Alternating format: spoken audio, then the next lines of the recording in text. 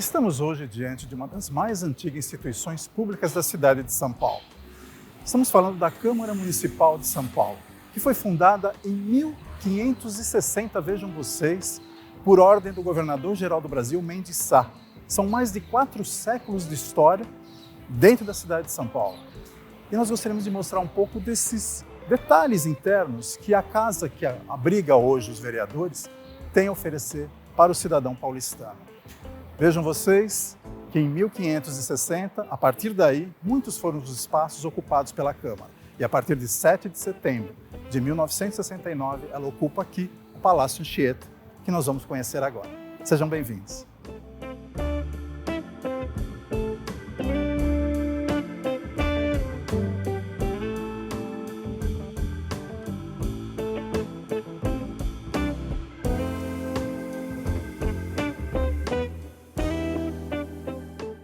O Palácio Anchieta, sede da Câmara Municipal de São Paulo, possui uma fachada bastante moderna, com vidros, E o destaque fica por conta exatamente dessa escada com 382 degraus, que faz toda a diferença, na estruturação do prédio.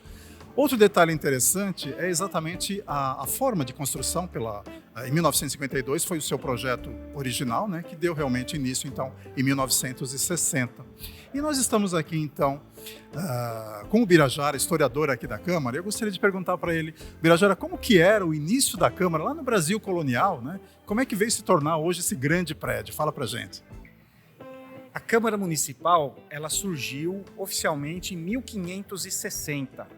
É uma instituição que tem alguns séculos já, e ela foi instituída durante o processo de colonização, de formação de São Paulo. Então, lá os portugueses, eles já tinham nas ordenações do reino, que era um tipo de legislação portuguesa, a previsão de que, à medida em que fossem ocupadas terras aqui neste território, que fosse instituída uma autoridade local, um poder local, e esse poder local, ele é a Câmara Municipal.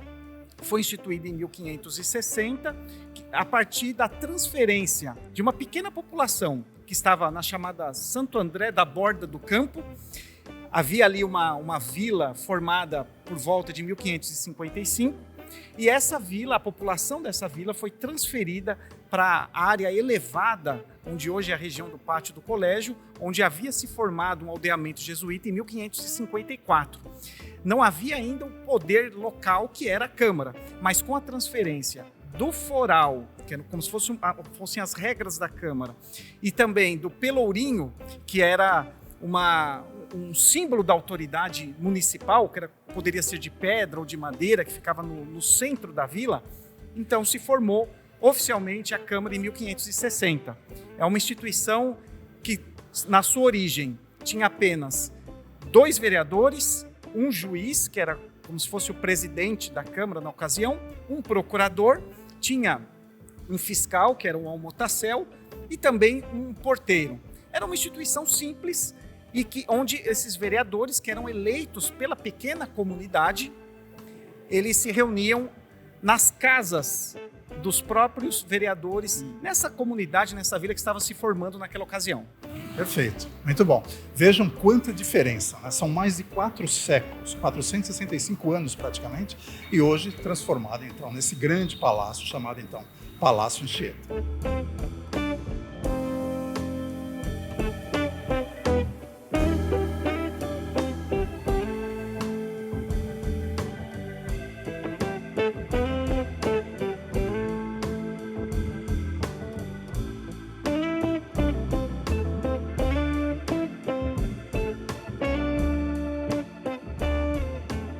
Esse aqui, então, é o primeiro espaço, no primeiro andar da Câmara, onde realmente acontecem, então, algumas plenárias, O plenário Prestes Maia. O que acontece aqui, Birajara? Fala pra gente, que destaques você faria para esta sala em especial? Essa sala é importante porque muitos eventos acontecem aqui, inclusive audiências públicas que recebem a população para debater projetos de lei e outras proposituras dos vereadores. É um espaço também cerimonial, porque acontecem homenagens, comemorações. É um espaço, então, bastante utilizado, bastante dinâmico, e que tem uma obra de arte bastante representativa da importância de São Paulo, que é esse quadro do Aldemir Martins, que é um quadro que mostra uma representação nas extremidades de diferentes regiões do Brasil que se fundem ao centro com a cidade de São Paulo, no seu dinamismo, nos seus edifícios. É uma obra de 1969, numa época em que São Paulo havia se tornado já a maior metrópole do Brasil. Perfeito. Realmente é uma bela obra, né? É um painel, na verdade, com 5, né, destaques à cidade de São Paulo, inclusive, uma obra que vale a pena, né? O grande Aldemir Martins. Estamos, então, agora no centro de decisões aqui da Câmara Municipal de São Paulo, o famoso, então, plenário 1º de maio, né, onde acontecem, então, as votações, né, e as discussões exatamente sobre o andamento da legislação do município. Lembrando que nós tínhamos, na época do Brasil Colônia, né, na época colonial, 2 vereadores, né, na cidade. Hoje são 55 vereadores que ocupam aqui, então, o plenário. É isso mesmo, Birajara? Isso mesmo. Houve uma evolução ao longo do tempo, à medida que São Paulo crescia a sua população, e hoje temos 55 vereadores, que é o número máximo permitido para um legislativo municipal. Aqui é onde os problemas da cidade reverberam. Aqui acontecem as discussões entre os representantes eleitos pela população, que tratam dos mais diversos problemas, desde problemas locais da cidade até discussões sobre questões nacionais também.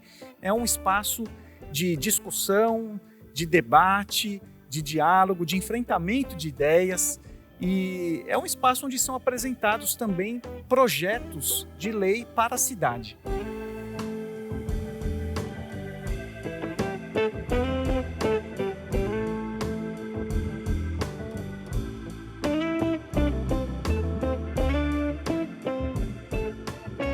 E esse aqui é o setor de documentação legislativo da Câmara. E nós temos aqui várias relíquias. E eu perguntaria, Birajara, fala pra gente que relíquias são essas guardadas aqui. Aqui nós temos todas as atas da Câmara desde 1562, que foram transcritas e publicadas em volumes como esses aqui, que tem esses registros das atas da Câmara, que vão até o final do século XIX, até 1903, começo do século XX. A partir de 1904, passamos a ter um registro mais completo, com os discursos completos dos vereadores, em volumes como esses aqui, dos volumes dos Anais da Câmara. Então aqui nós temos os discursos completos. Esse é um volume de 1923. Todo esse material representa uma fonte histórica muito importante para acompanhar as transformações pelas quais a cidade passou, e esse material está todo digitalizado e pode ser acessado no site do Centro de Memória da Câmara Municipal de São Paulo.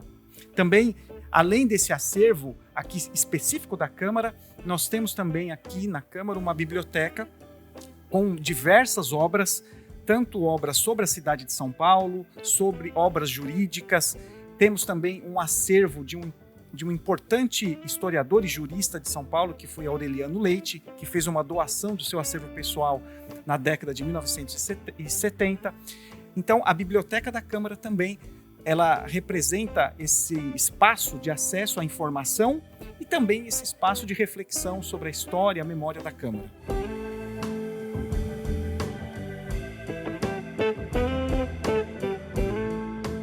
E aqui sim, então, é o Salão Nobre, né? Presidente João Brasil Vita, que acontecem, então, muitos eventos aqui, ao longo desses anos todos da instalação da Câmara aqui. O que acontece aqui de interessante? Fala pra gente, Birajara.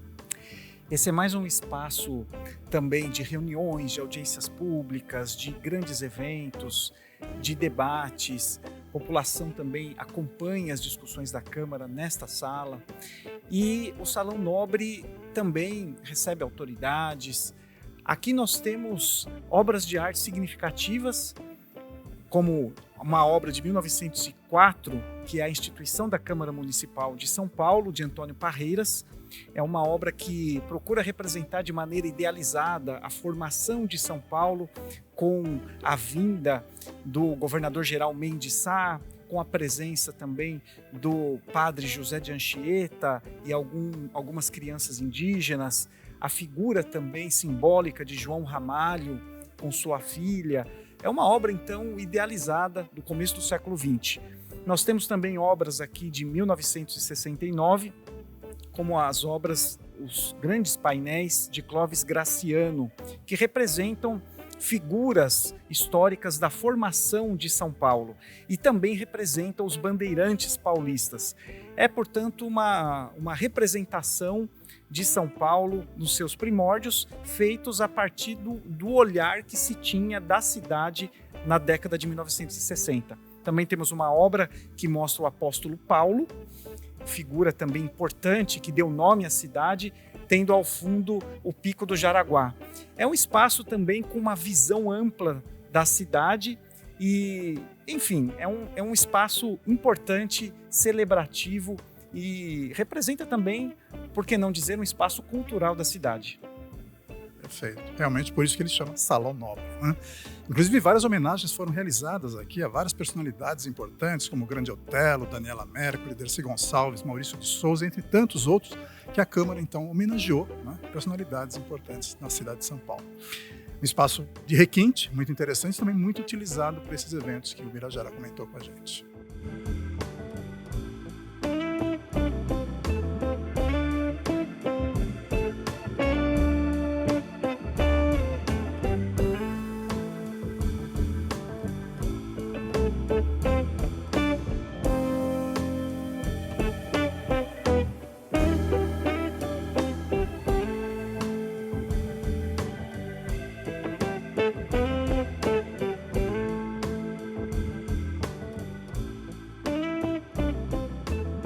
Estamos aqui, então, na sala da presidência, né, da Câmara Municipal de São Paulo, onde encontramos diversas obras, né, de artistas renomados, ilustrando exatamente personalidades importantes da história, não só da cidade de São Paulo, mas também do Brasil. Além disso, a Câmara também acabou inaugurando recentemente, né, uma horta modelo, né, uma horta que trabalha com exposição, né, e, obviamente, plantação de vários elementos, hortaliças, frutas, verduras, né, no sentido de estimular a prática da agricultura urbana, né, e, inclusive, com capacitação profissional para a questão de agroecologia. Um trabalho bastante interessante realizado pelo Sampa Rural, um projeto da Prefeitura de São Paulo.